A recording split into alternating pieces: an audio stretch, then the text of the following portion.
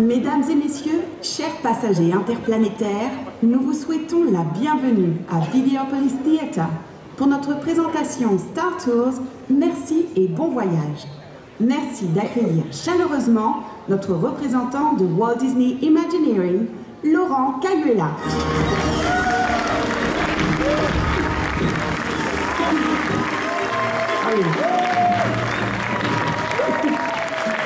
Bonsoir, on m'avait prévenu qu'il y avait beaucoup de monde, mais je n'avais pas réalisé. Il y a beaucoup de monde. Merci, bonsoir, bienvenue ici à Videopolis Theatre. Merci d'être venus si nombreux pour cette soirée très spéciale. Donc, je m'appelle Laurent Cayuela, je travaille pour Walt Disney Imagineering en tant que concepteur écrivain avec certaines personnes que je vois cachées ici, très mal cachées. Merci à tous d'être ici. On a la chance pour cette soirée d'être sur la scène qui accueille la Jedi Academy. Donc on a le décor parfait avec les invités parfaits, donc R2D2, plus deux autres invités surprises qui seront avec nous ce soir. Je pense que vous vous rappelez tous de votre premier vol à bord d'un Star Speeder 3000. Oui. À part si c'était juste après la présentation, d'accord? Donc c'était le temps de venir. Donc, eh ben oui, on s'en rappelle tous. Mais avant d'avoir pu faire ce premier vol, en fait, il y a eu toute une histoire. On va remonter aux origines de la création de cette aventure spatiale fantastique. Oui, R2. En fait, toutes les histoires ne peuvent pas commencer par il y a très longtemps, dans une galaxie lointaine, très lointaine, en fait. Non, je t'assure parce que celle-là, c'est pas dans une galaxie très lointaine, en fait. Est-ce que vous savez à quand remonte la première interaction entre George Lucas et Disneyland? Alors, j'ai un 87 pour l'ouverture de Star Tours en Californie. Eh bien, en fait, avant, il y avait encore eu... Il y avait 86 pour Captain EO, mais j'ai entendu une bonne réponse par là. Non. Plutôt 85, 1955, le 17 juillet 1955, effectivement, George Lucas, à 11 ans, était à l'ouverture de Disneyland. Donc il est entré dans le parc. À mon avis, à cette époque-là, il ne réalisait pas à quel point il allait changer notre vie en créant une attraction aussi fabuleuse que Star Tours.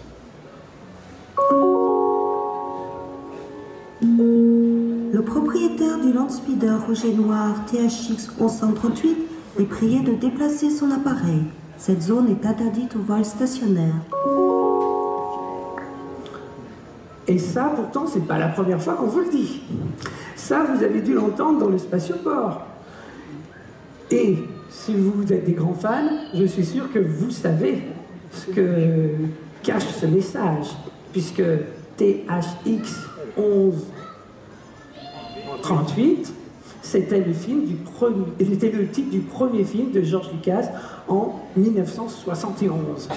6 ans plus tard, et c'est pour ça qu'on est là ce soir, George Lucas va créer une trilogie, première trilogie, qui va inspirer l'attraction que nous connaissons ce soir. Donc une trilogie, à l'origine 3 films, vous connaissez toute l'histoire, on ne va pas aller plus loin.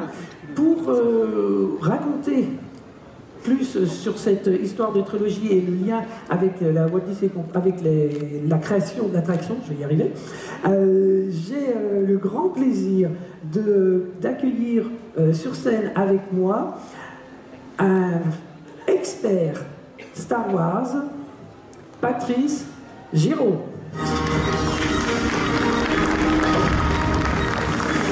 Bonsoir.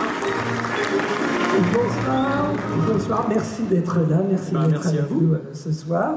Donc, Patrice, est-ce que tu peux nous rappeler quel est ton lien entre l'univers Star Wars, la France et qui fait de toi aujourd'hui notre expert? Pour être rapide, j'ai créé le premier magazine Star Wars à l'international en 95. Donc, c'était le magazine Lucasfilm Magazine en France. Et puis après, durant mes 20 années de relations avec Lucasfilm, j'ai travaillé sur de nombreux projets. Je suis allé sur les tournages.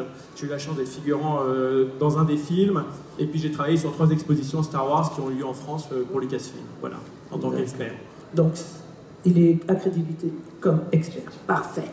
Alors, pour la création de Star Tours, pourquoi est-ce qu'on a fait à part George Lucas, ou pourquoi est-ce que George Lucas a voulu travailler avec Disney? C'était une époque où effectivement Michael Eisner arrivait de Paramount chez Disney avec Katzenberg pour essayer de revitaliser la société. Et Michael Eisner, qui était le PDG de la Walt Disney Company, voulait justement amener George Lucas, qui était lui-même un visionnaire un peu à la manière de Walt Disney. Et il voulait une attraction Star Wars dans les parcs d'attractions Disney. Et donc ils en ont parlé, ils étaient d'accord, mais Star Tours était une attraction très longue à fabriquer. Et c'est comme ça qu'est né très rapidement, dans une réunion, Captain EO avec Michael Jackson, où là c'était juste un film, un petit clip de... Juste un film, juste un petit film qui a été le premier film en 3D. Voilà, et c'est comme ça qu'est né Captain EO, et ils ont mis 2 ans à développer l'attraction Star Tours. Et là, vous pouvez voir une photo de George Lucas, sans la barbe, où effectivement il s'est rasé, selon les codes de l'époque, où tous les employés de chez Disney devait être complètement rasé, ne devait pas avoir de moustache. Et George, étant un grand fan de Disney, avait accepté le code. Voilà. En plus, il a même son name tag et tout. Parfait.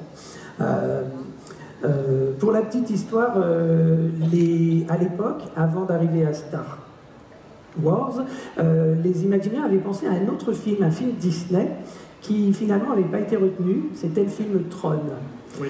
Et il faut savoir que dans 3 mois, à Shanghai, va ouvrir une attraction sur le film Tron. Donc si jamais ils étaient partis sur Tron, on ne serait pas là ce soir, du coup. C'est certain. Est-ce que le projet a tout de suite été Star Tours tel qu'on l'a vécu jusqu'à présent? Non, alors le tout premier projet, le tout premier synopsis écrit par Tom Fitzgerald, qui est un des imagineurs de chez Disney, s'appelait Cosmic Winds. Qu'on pourrait traduire par vent stellaire, voilà, où R2D2 et C3PO étaient engagés à bord du vaisseau. Mais bon, tout a été réécrit, et George Lucas a effectivement, comme il est lui-même fan des parcs d'attractions Disney, puisqu'il était même à l'ouverture du premier parc de Disneyland, à l'ouverture à l'époque, voulait que Star Tours ne soit pas comme les films Star Wars, mais qu'il y ait un élément comique. Et il aimait cette attraction qui s'appelait la Jungle Cruise. Vous connaissez tous la Jungle Cruise? Où donc c'est une petite balade en bateau avec un pilote qui vous raconte des histoires, qui tire sur les hippopotames, voilà, et qui fait vivre finalement l'action auprès du public. Et c'est comme ça qu'est né Rex, le robot, en disant Rex va piloter le vaisseau, ça sera un nouveau robot qui ne connaît pas le pilotage, mais il fait faire le lien entre le film et le public. Voilà. Donc Rex était une vraie création de George Lucas. Une création et finalement un hommage à une autre attraction de chez Disney. On va voir qu'il y a plusieurs autres attractions. Donc, est-ce que tu te rappelles de ton tout premier vol que tu as fait à bord d'un Star Speeder? Oui, c'était 1 an après l'ouverture en 87 aux États-Unis. C'était mon premier voyage en 88 au Skywalker Ranch. J'avais un rendez-vous là-bas. J'étais tout jeune et je suis passé par Los Angeles pour faire l'attraction et c'était incroyable pour l'époque. On ne connaissait pas. Et je me souviens d'avoir rigolé pendant toute l'attraction parce que je trouvais ça phénoménal, quoi. J'étais dans Star Wars. D'accord, voilà. Tu rigoles toujours quand tu fais l'attraction? Non, ça va, je l'ai fait beaucoup de fois depuis. D'accord. Est-ce que tu as un moment préféré dans l'attraction et si oui, lequel? Bien sûr, comme tout fan, c'est le moment où Rex décide d'attaquer l'étoile noire et donc on se retrouve à aller dans la tranchée pour aller la détruire. Alors ce qu'il faut savoir, c'est qu'à l'époque, cette séquence-là n'était pas dans le scénario. George Lucas ne voulait pas refaire cette séquence. Et Tom Fitzgerald, qui est l'imagineur, a dit à George, non, George, les gens veulent faire ça, ils veulent réattaquer l'étoile noire comme dans le film. Et finalement, Tom Fitzgerald a eu gain de cause et ils ont mis la séquence dans le film et personnellement, je suis pour. Voilà. Et à la fin, on fait exploser cette étoile noire encore. Super. Cool. Et merci beaucoup pour avoir passé ce petit moment avec nous. Ça me touche beaucoup, c'est la fin d'une époque finalement, voilà. Et de toute façon, Disneyland ne sera jamais terminé. Donc, mais il faut voyez, c'est une attraction qui a finalement 30 ans, voilà. C'est quand même très long. Voilà, une belle aventure. Merci beaucoup d'être venu parmi nous. Bon voyage, à bientôt. À bientôt.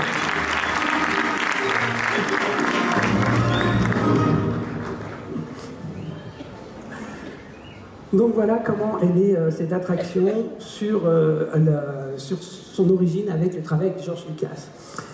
Une fois qu'on a créé toute l'attraction, toute la mécanique, tout ce qui est très technique et dont je ne parlerai pas parce que je suis nul en technique, les Imagineers ont voulu s'assurer que tous les visiteurs qui vont venir dans l'attraction, qu'ils connaissent les films ou pas, puissent avoir une bonne expérience. Et donc, ce que le commun des mortels appelle la file d'attente, nous, à Imagineering, on appelle ça le pré-show, le spectacle avant le spectacle. Ça nous aide à mettre les gens dans l'ambiance. Si vous connaissez très bien l'attraction, le pré-show aussi n'a pas de secret pour vous.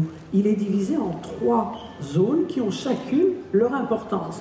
La première des zones, c'est la zone la plus sombre, il n'y a pas grand-chose à voir. Pourquoi? Parce qu'en fait, c'est visuellement pour vous couper du monde extérieur. C'est pour que l'obscurité habitue vos yeux à l'obscurité que vous allez avoir dans l'espace. Donc cette première salle est volontairement très sombre. Vous entrez ensuite dans la deuxième salle qui est le spatioport et là on va amener à votre vision les personnages que vous connaissez du film.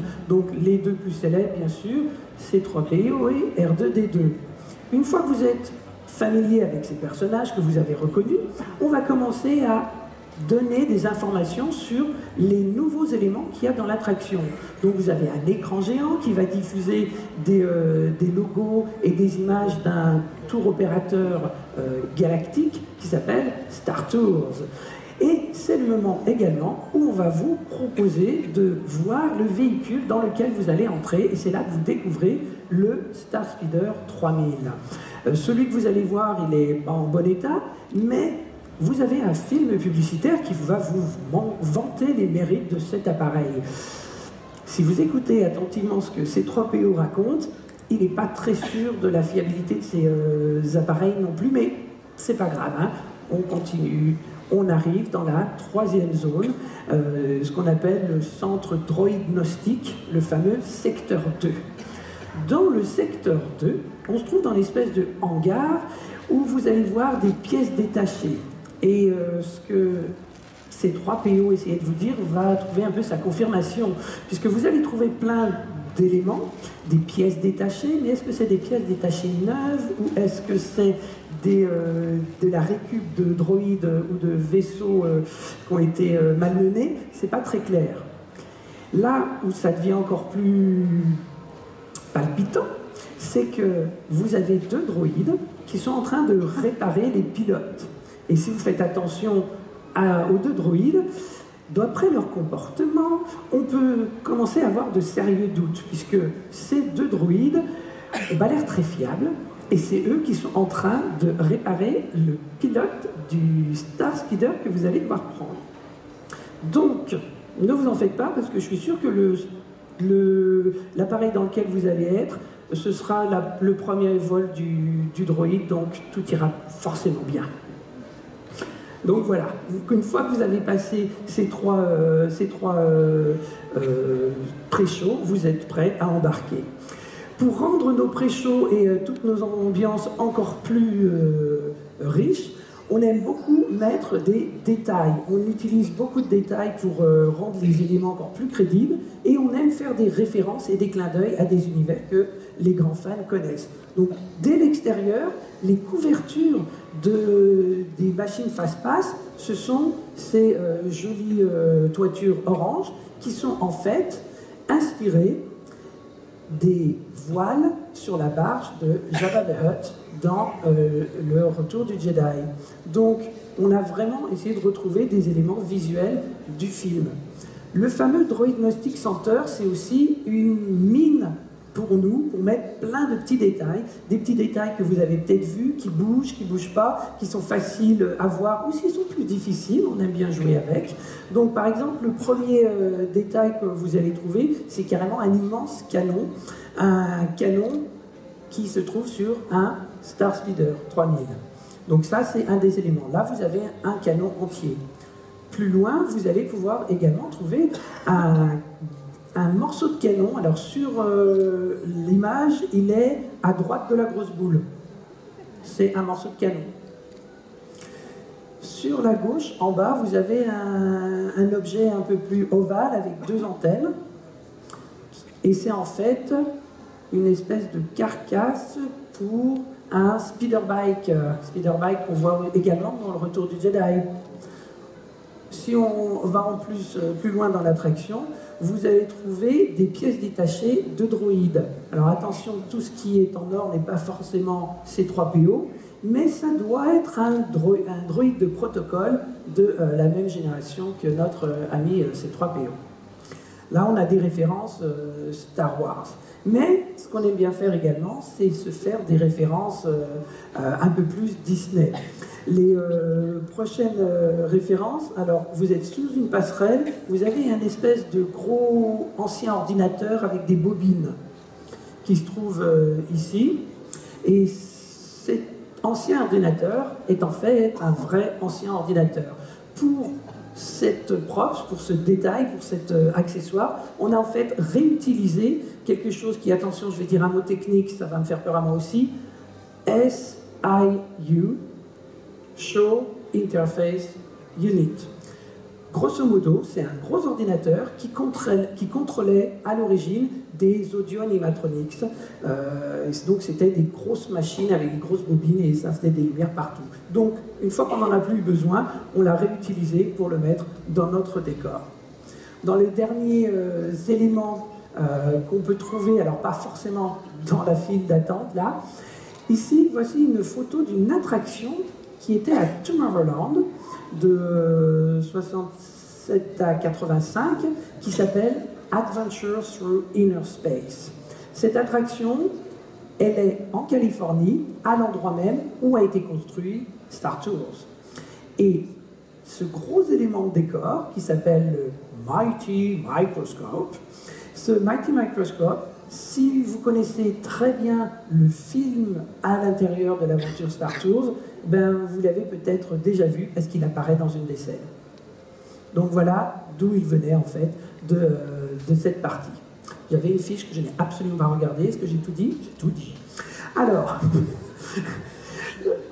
donc, on a parlé de la création, on a parlé des ambiances, on a parlé des détails. Maintenant, on va parler, là je vais vraiment sortir ma fiche du coup, on va parler des personnages. Mais comme vous en avez marre déjà de m'entendre, vous allez devoir participer aussi. Donc, Alex, réveille-toi, c'est le jeu. Alex qui toute la semaine m'a dit « Mais c'est quoi le jeu? Mais c'est quoi le jeu ?» Voilà, c'est maintenant. Alors, le jeu est, je vais citer une phrase de dialogue et il faut que vous me donniez le nom du personnage dans Star Tours. Je vous donne un exemple. Si je dis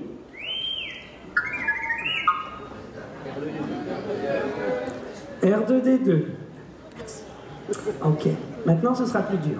Alors attention, parce que je vais dire la phrase sans émotion, ça ne vous aidera pas. J'écoute Droid FM. G2-9T, réponse en image. J'écoute Droid FM, c'est ma station préférée. Ça, c'est le dernier type de Danny et les droïdes. Ça s'appelle Je vais te saouler la main. Bien. On va passer à la phrase fétiche de cette soirée qui nous a donné l'idée du nom de cette soirée. Qui dit merci et bon voyage? C'est pas C3PO. Ah, effectivement, elle n'a pas de nom, mais je vais vous donner la réponse en image. Nous allons décoller dans quelques instants. Merci et bon voyage. C'est ma réplique préférée. Donc. Attention, parce que là, la prochaine, elle est en anglais. Et elle est longue. Haven't you people ever seen an intelligent life before?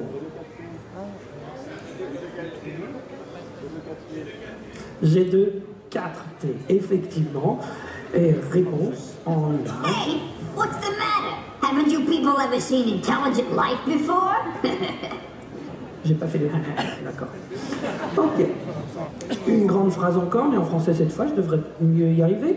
Nous espérons que vous avez apprécié ce voyage sur la Lune d'Andorre. C3PO. Le début est un peu couvert par une autre voix, on en parlera plus tard. Nous espérons que vous allez apprécier ce voyage sur la Lune d'Andorre. Veuillez rester assis jusqu'à l'ouverture des portes. Merci C3PO.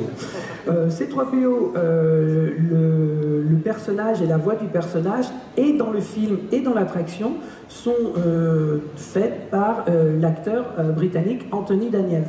Il faut savoir que même la voix française dans notre attraction, c'est lui qui a refait la voix.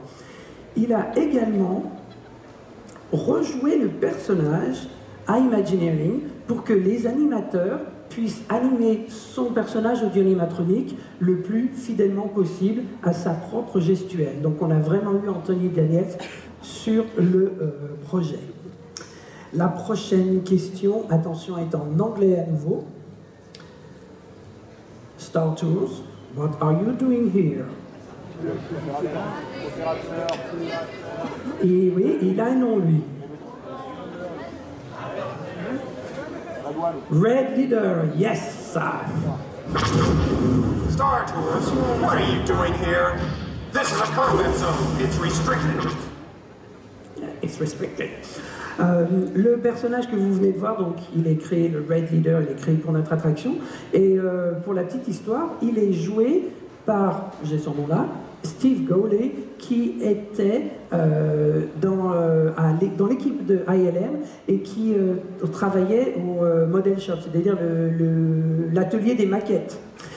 Beaucoup de personnages que vous voyez dans Star Tours sont en fait des employés d'ILM qui ont tenu des rôles pour cette attraction. Je ne devrais pas dire attraction, cette aventure. Merci. Le dernier. Attention, je dois absolument mettre aucune émotion, sinon vous allez tout de suite savoir qui c'est. Des comètes. Alors, comment il s'appelle? Je veux la nomenclature complète. Ok, RX-24, qu'on connaît plus sous le nom de Rex. Bravo. Bienvenue à bord, ici Rex, votre capitaine. Je sais que pour la plupart d'entre vous, c'est le dernier vol, et pour moi aussi. Il y a un truc bizarre dans cette série. Normalement, Rex devait venir, mais il doit se préparer pour son premier vol, donc il ne pourra pas venir. Donc j'espère que vous ne m'en voudrez pas, mais je ne vais pas voir Rex en personne ici sur scène. Par contre, je vais avoir le plaisir de recevoir celui qui lui a donné sa voix et sa personnalité, l'acteur Luc Hammett.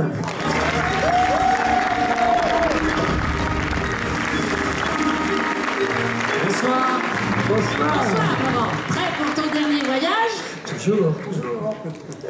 Merci d'être ici aussi ce soir. Je suis très heureux, et puis dis donc, il y a du monde, hein, ce soir. Il ne nous avait pas menti. Cool, donc il faut que je ressorte ma fiche. Ah, tadam. Alors, ah oui, bonne question. Totalement au hasard, aurais-tu donné ta voix à d'autres personnages Disney avant Rex? Alors, je vais essayer de vous faire deviner, hein. J'ai un truc très très dur. fort. Oh non, pas la trompette! Voilà un truc un peu plus facile. Je vous en prie! John Rabbit. Bon, et puis sinon, tu sais que je double depuis toujours Michael J. Fox. Et Michael J. Fox, il a fait un super film avec Disney, c'est l'Atlantide, l'Empire perdu, où il fait Milo, puisqu'on avait dessiné, il fait la voix, et on avait dessiné le personnage de Milo à le physique de Michael. Cool. Donc, on arrive maintenant au cœur du sujet. Rex. Tu es Oui, la voix Laurent, de Rex. je t'écoute.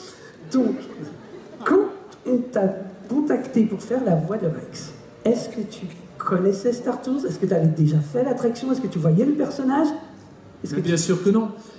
Moi, tu sais, j'étais un petit Français. J'avais pas à l'époque les moyens de voyager.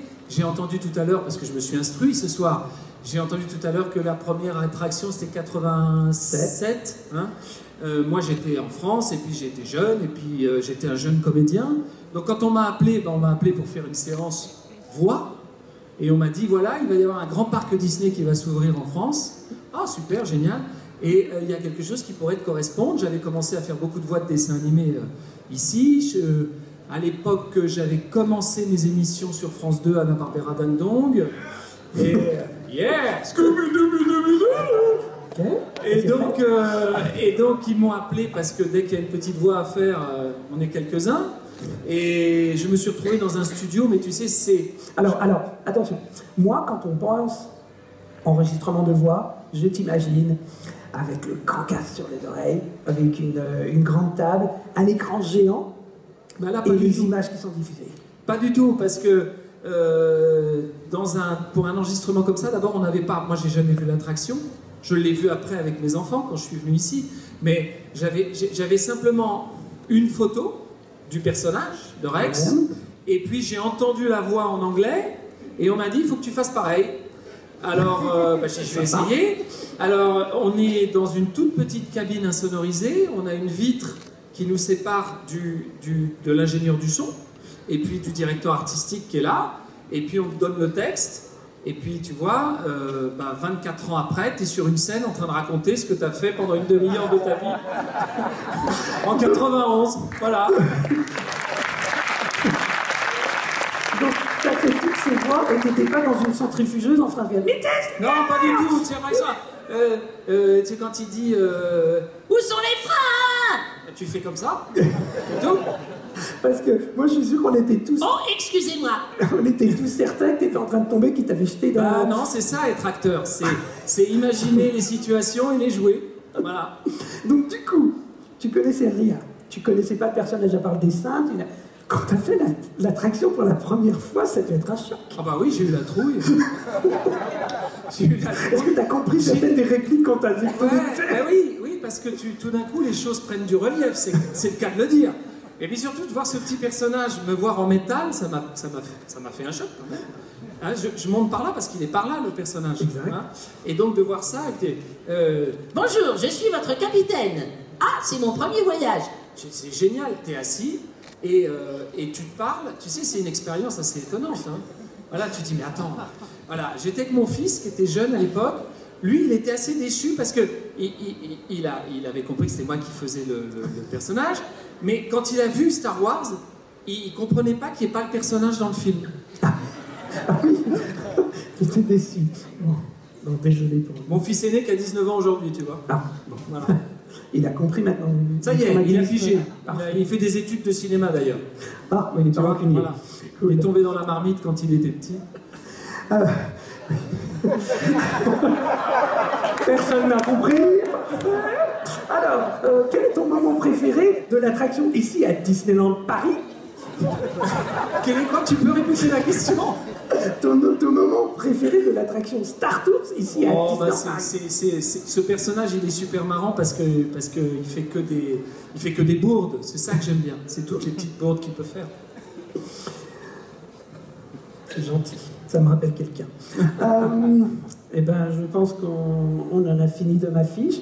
Par contre, depuis que tu es rentré sur scène, tous les gens qui sont là, et surtout une personne dans la cabine, vont m'en vouloir si je ne fais pas cette réplique. Laquelle? Luc, je suis ton père. Merci. Je ne suis pas un acteur. En tout cas, merci beaucoup. Merci à toi. Merci à vous. Je suis ravi de vous avoir vu ce soir. On est d'être présent avec nous ce soir. Merci beaucoup. Bon dernier voyage.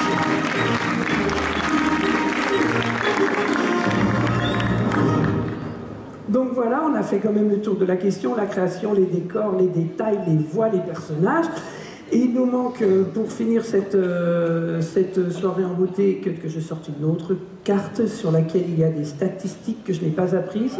Savez-vous que Rex nous a dit 3 250 000 fois que c'était son premier vol depuis 1992? Et on croit qu'on va le croire peut-être. Et là, c'est des choses très sérieuses qui nous viennent des équipes de maintenance.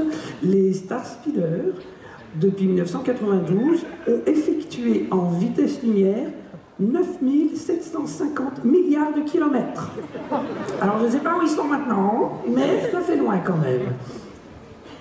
Donc, une fois qu'on a fait toutes ces statistiques désopilantes, on va pouvoir maintenant finir sur un petit film, parce qu'on a parlé de tout ce qui est la création de cette attraction, mais on ne peut pas ne pas mentionner toutes les personnes qui ont fait vivre cette aventure, les personnes qui vous ont accueilli dans cette attraction, qui ont veillé sur vous pendant votre vol, tous ces cast members. On a réussi à faire une petite vidéo où on a, sur la même vidéo, les cast members de l'attraction, qui travaillaient la semaine dernière ici, réunis avec certains cast members qui étaient là en 92, qui ont ouvert l'attraction.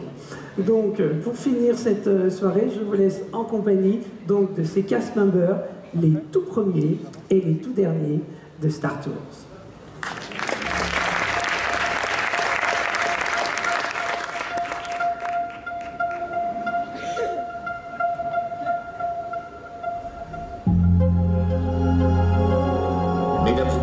Star Tours vous invite à embarquer à bord de l'Andorre Express, le service de Star Speeder non-stop à destination de la ligne d'Andorre.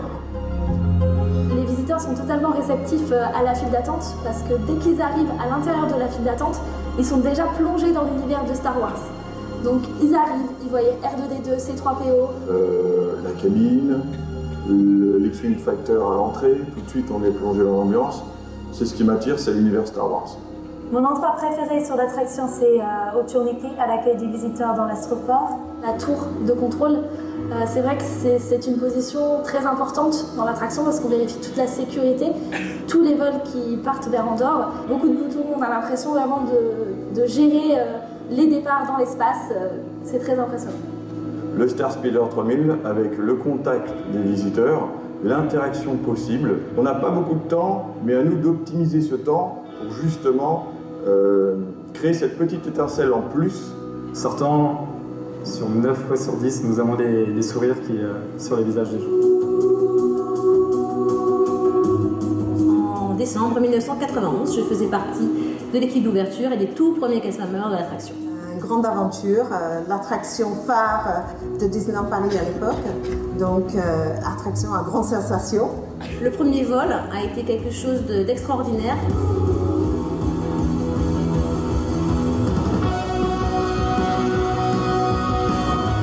Comment vous réalisez la vitesse de la lumière? Le passage qui marque le plus les visiteurs et qui me marque également particulièrement, c'est vraiment la vitesse lumière. Pourquoi? C'est vraiment cette impression, cette sensation de vitesse qui nous pousse jusqu'à la ligne d'Andorre. Bon, malheureusement, Rex n'arrive pas toujours à bonne destination. La passion qu'ont mis les Imagineers à réaliser, en plus du film, les mouvements, l'aspect film, pellicule, montage, maquette, etc. Les anciens effets spéciaux, ça plaît encore. Il y a beaucoup d'enfants qui viennent, ils ont vu le nouveau film de Star Wars, ils sont super fans, ils ont hâte de venir sur l'attraction. J'ai déjà croisé des visiteurs fans, ça on peut le dire. C'était un père de famille avec ses deux enfants qui sont arrivés à l'extérieur de l'attraction. Je vois R2-D2, C3PO tatoué sur les mollets. Et dans le dos, A long time ago, in a galaxy far, far away, en tatouage. Ensuite, il m'a dit, j'ai deux enfants, vous les voyez, ils sont là. Devinez comment ils s'appellent? Je sais pas, Luke et Leia, non, George Lucas. Mon personnage préféré, c'est C3PO, parce que moi, je le trouve mignon, il sait jamais ce qui se passe, il est un peu perdu. Je connais les paroles de Rex sur le bout des doigts. 25 ans que Rex, c'est son premier vol et malheureusement, ce soir, cette aventure s'achève pour Rex. Cette hôtesse, finalement, qui nous indique de venir et de s'asseoir et qui nous donne les consignes de sécurité, eh bien cette hôtesse est toujours la même. Maintenant, quand je la regarde, je la trouve très jeune et je me dis que c'est quand même pas juste parce qu'elle n'a pas beaucoup changé. Je dois aussi quand même remercier Disneyland Paris de m'avoir apporté ma petite perle Jane, une amitié qui dure maintenant depuis 24 ans. Nous avons commencé ensemble et nous avons eu des enfants à peu près en même temps. C'est plus qu'un travail, c'est devenu une famille aussi. Et elle fait partie de ma famille. On est triste que l'attraction va fermer, mais on a hâte de le retrouver. Il y a une certaine tristesse à s'en aller parce qu'il y a des souvenirs, il y a quelque chose à partager. On a souvent vibré pour plonger nos visiteurs dans cette atmosphère-là. C'est une atmosphère qu'on va devoir oublier, transformer, faire évoluer. On quitte Star Tours ce soir, on est très triste de devoir se quitter, mais c'est pas définitif. On va se retrouver pour de meilleures choses et la force sera toujours avec nous.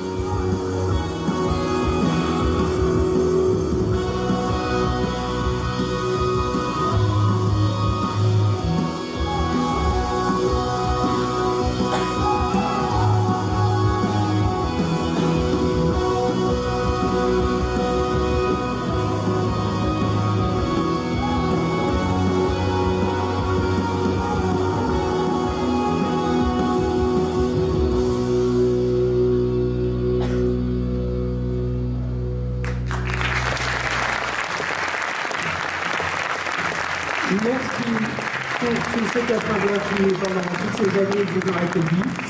Merci à vous pour cette soirée, être restés ici en notre compagnie.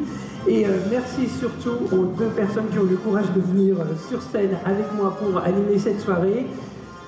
Patrice et Luc. Patrice Giraud et Luc Hamet.